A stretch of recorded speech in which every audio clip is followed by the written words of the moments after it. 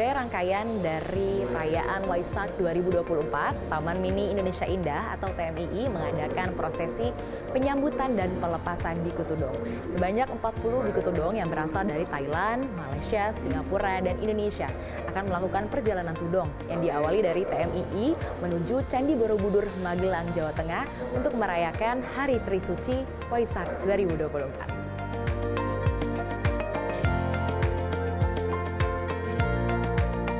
Tudong merupakan perjalanan religi yang dilakukan untuk mengikuti jejak Sang Buddha pada zaman kehidupannya, yakni saat belum ada wihara, tempat tinggal, dan transportasi. Acara penyambutan dan pelepasan itu disebut sebagai bentuk penghormatan dan dukungan In Journey Group kepada para biku dalam mengembangkan aktivitas spiritual dengan mengusung konsep harmonisasi dan nilai kebinekaan bangsa Indonesia.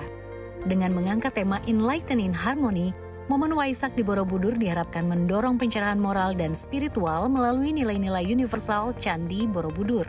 Menteri Pariwisata dan Ekonomi Kreatif Sandiaga Salahuddin Uno turut hadir menyambut kedatangan para biku di TMII. Sandiaga menyampaikan, perayaan Waisak ini menjadi momentum yang sakral apalagi dilakukan di Candi Borobudur yang telah dilakukan penataan menjadi lokasi pariwisata di bidang religi.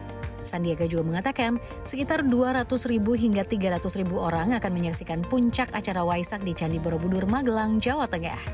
Hal ini tentu akan berdampak pada sektor ekonomi di wilayah Magelang dan juga Yogyakarta. Sandiaga juga menyampaikan puluhan ribu umat Buddha akan merayakan puncak Waisak, sedangkan ratusan ribu wisatawan pun berkesempatan menyaksikan prosesi puncak Waisak berupa pelepasan ribuan lampion ke udara. Bahwa kerjasama dengan In Journey, kita akan melaksanakan Trisuci Waisak ini tanggal 23 Mei. Tapi dari 20.000 yang akan terlibat dan 200 sampai 300.000 perkiraan yang akan hadir di Borobudur ini, tentunya dampak daripada ekonomi ini harus dihitung karena bukan hanya dari tingkat occupancy dan spending kepada lokal ekonomi, tapi kita juga harus lihat dari aspek keberlanjutannya dan kualitas para wisatawan yang ikut berpartisipasi dalam mungkin event terbesar yang diselenggarakan di destinasi super prioritas Borobudur. Dan mudah-mudahan ini tahun depan akan semakin baik karena tahun lalu ini penyelenggarannya sudah baik dan kita harapkan juga tadi disampaikan akan dipasangkan catra, ada kesempatan berikutnya sehingga nanti bisa mengundang lebih banyak kunjungan wisata religi dari umat Buddha di seluruh dunia. Pada kesempatan ini, Wakil Menteri BUMN Kartika Wirjoatmojo juga turut menyambut kedatangan 40 biku di Sasana Langan TMII. Dan mengucapkan selamat datang kepada 40 biku berasal dari berbagai negara ASEAN seperti Thailand, Malaysia, Singapura, dan Indonesia sendiri yang akan melakukan kegiatan tudong, di mana merupakan kegiatan spiritual untuk berjalan kaki menuju Candi Borobudur, tempat prosesi puncak Hari Raya Waisak 2568B.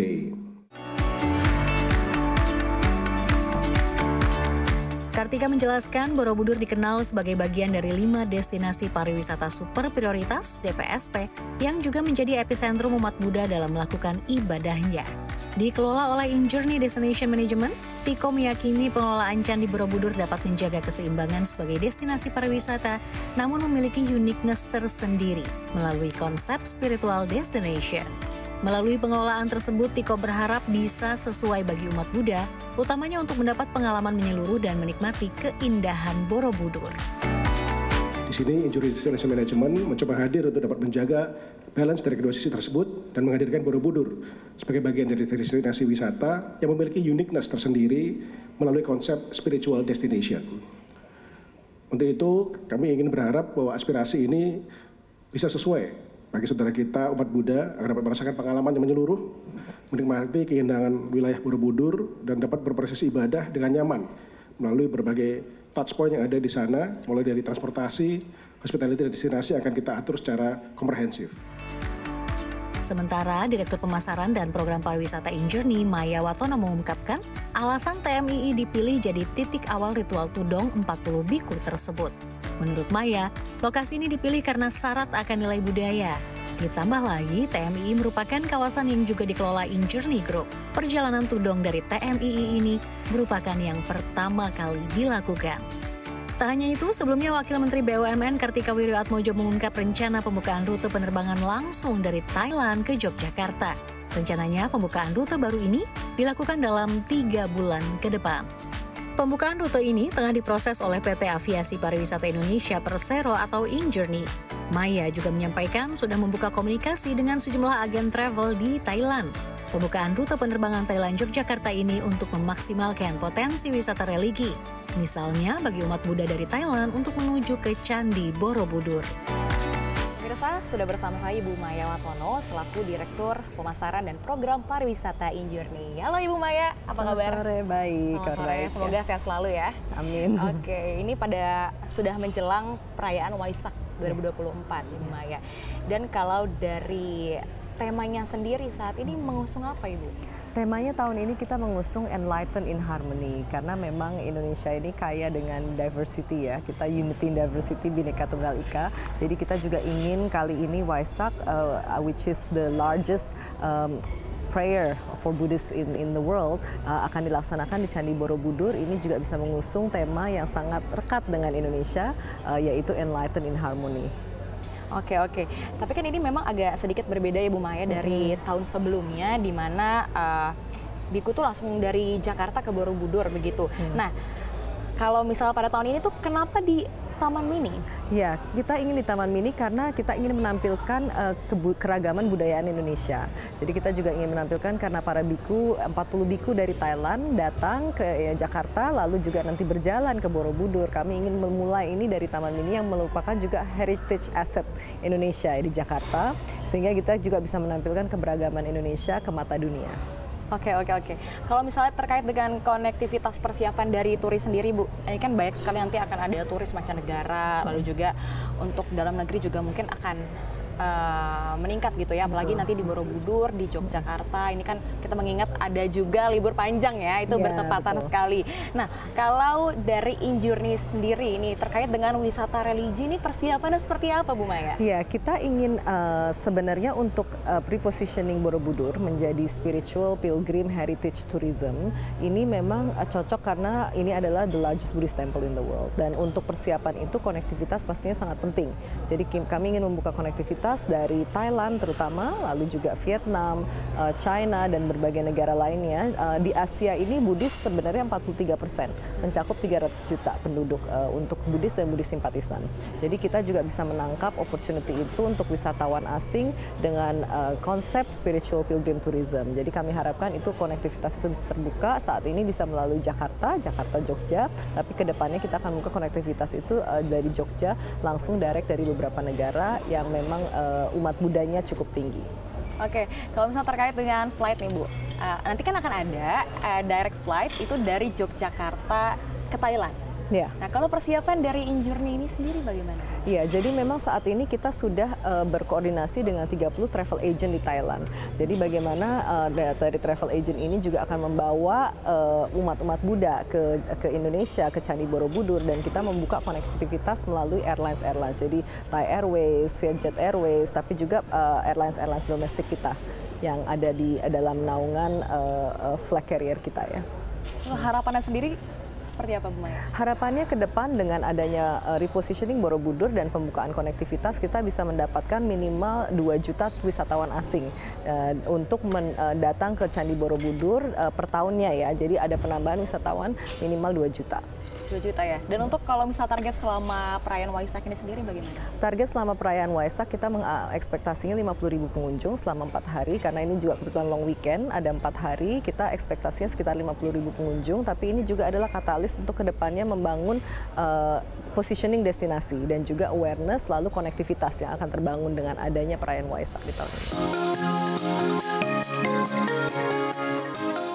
Tak hanya itu, Direktur Pemasaran dan Program Pariwisata InJourney Maya Watono juga mengatakan prosesi pelepasan Biku Tudong kali ini sangat istimewa. Kehadiran masyarakat umum yang turut melepas perjalanan suci para Biku Tudong menjadi simbol harmonisasi yang merupakan modal utama dalam memperkuat dan memajukan bangsa Indonesia. Wakil Ketua Panitia Waisak Nasional 2568 BE, YN Bante Damafudo menyampaikan, apresiasinya terhadap dukungan dan kelancaran penyelenggaraan prosesi ini. TMII memberikan ruang bagi keberagaman untuk tumbuh dan berkembang. Aktivitas seni budaya tradisi yang terus diangkat akan memperkuat sendi-sendi kebinekaan, menjadi bara bagi kecintaan pada tanah air dan bangsa. Prosesi pelepasan Biku Tudong yang diorganisir oleh Injourney Destination Management di bawah Injourney Group menegaskan komitmen bersama untuk memastikan bahwa rangkaian ibadah berjalan dengan hikmat dan lancar, mencerminkan nilai-nilai luhur bangsa Indonesia yang menghargai keragaman dan toleransi. Kegiatan hari ini sebenarnya yang di ruangan ini kita eksklusif untuk para pimpinan-pimpinan majelis ya dan OKB atau organisasi keagamaan Buddha yang terdaftar di Kementerian Agama. Nah, yang tadi yang mungkin kita lihat ada sekitar lebih dari 50 organisasi perwakilan yang hadir di tempat ini untuk mengikuti kegiatan pembukaan acara Tudong pada tahun 2024. Karena terus terang tahun lalu itu kan para Bante ini begitu datang, habis jalan di Borobudur, hari itu juga langsung balik ke Jakarta dan pulang ke Bangkok karena waktu visa beliau tinggal di Indonesia terbatas. Nah, pada tahun ini kami diajak oleh Injourney bagaimana Bante kalau di Taman Mini.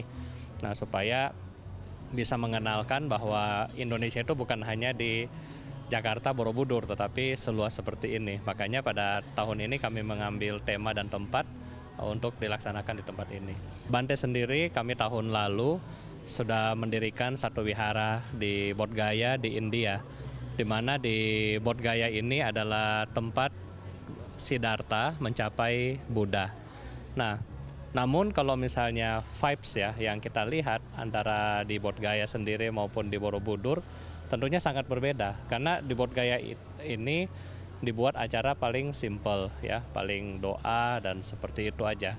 Tetapi di Borobudur di mana di-arrange dengan sangat baik ya oleh Walubi, kemudian juga teman-teman dari TWC dan IDM, mereka membuat landscape dari Borobudur itu sangat baik ya. Tata ruang, letak dan semuanya itu sangat baik, menarik dan juga bersih. Nah, jadi kalau kita melihat secara kenyamanan, baik yang mau ibadah maupun pengunjung, tentunya lebih sangat baik itu kalau mereka pergi ke Borobudur. Ya, Bante sendiri kalau melihat di Borobudur itu ketika Waisak memang sangat-sangat sangat-sangat agung dan sangat-sangat sakral sekali. Justru keberagaman kita di Indonesia itu sangat luar biasa ya. Kalau misalnya di Bodh Gaya kita mengadakan Waisak, yang datang itu paling hanya umat Buddha atau hanya para biksu yang datang berdoa. Tetapi ketika di Borobudur ini semua umat-umat ya dan warga sekitar berbondong-bondong datang ya. Ada yang mau ibadah, ada yang mau foto-foto, ada yang mau melepaskan lampion. Ini sangat luar biasa toleransinya. Jadi dari situ kita bisa melihat bahwa di Indonesia toleransi beragama ini sangat baik sekali ya. Di mana bisa memisahkan antara ritual maupun antara festival seperti itu. TMII dipilih sebagai lokasi pelepasan karena mewakili keberagaman budaya Indonesia yang harmonis. Berdiri di atas lahan seluas 150 hektar di Jakarta Timur, TMII menampilkan kebudayaan dari 33 provinsi di Indonesia dalam bentuk miniatur Kepulauan Indonesia di Danau Archipelago. Secara seremonial, para Biku Tudong menerima penyerahan simbolis bendera merah putih, bendera Majelis Buddha dan roda Dharma. Prosesi ini diiringi doa dari 6 agama di area promenade TMII, mencerminkan harmonisasi nilai-nilai spiritual dan memperkuat rasa persaudaraan serta kebinekaan bangsa Indonesia. Acara dihadiri dengan prosesi function atau pelepasan burung merpati sebagai simbol perdamaian abadi serta larung lentera harapan yang dilakukan di Danau Archipelago.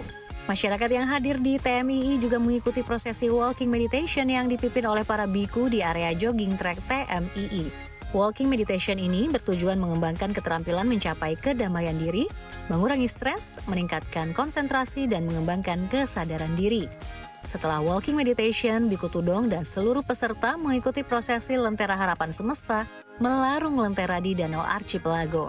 TMII sebagai simbol menebar harapan dan kebajikan untuk mencapai kebahagiaan semesta. Pemirsa, saya sudah menuliskan harapan-harapan saya di lampion perdamaian ini yang Setelah ini saya akan larungkan dan semoga doa-doanya bisa dikabulkan.